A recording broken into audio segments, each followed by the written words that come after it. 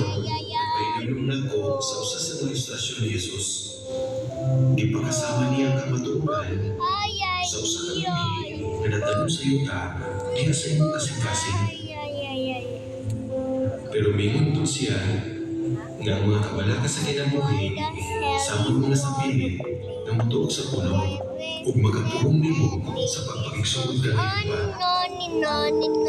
So, maod may may tanong ako, diniliwi kung salin ka sa tabang ni kaya nga magpaulan sa iyo kung wala.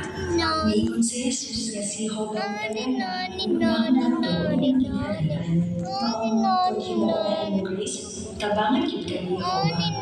Yan po na Grace, ang pagpapagyan ko. Sa airport na abot na Kanang tayo. ba Gustavo? Airport. Importante ba gina?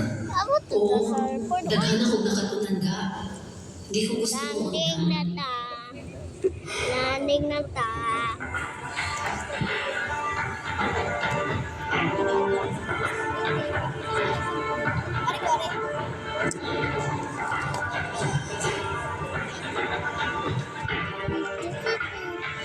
Ano mga malingkod?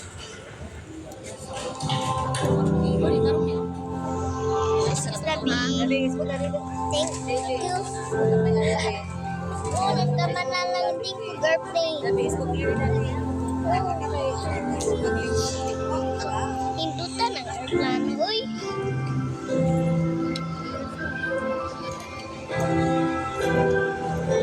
What?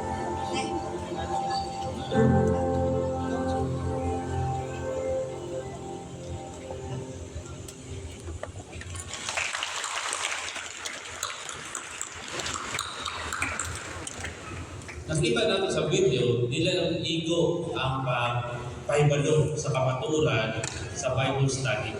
Nakita natin kung saan sa paagi ipagkatabangan sa brother ang maong estudyante na matisok sa iyang kasing-kasing o maugman sa iyang kasing-kasing ang kamaturan kung mapagpagka ni Jehovah kanina. O ipabilahan ni Jehovah ang imong panikamo nga sabton ang tulong sa Dios o ipadapat ini sa imong kinabuhi. Bisan pa sa unsang mga problema.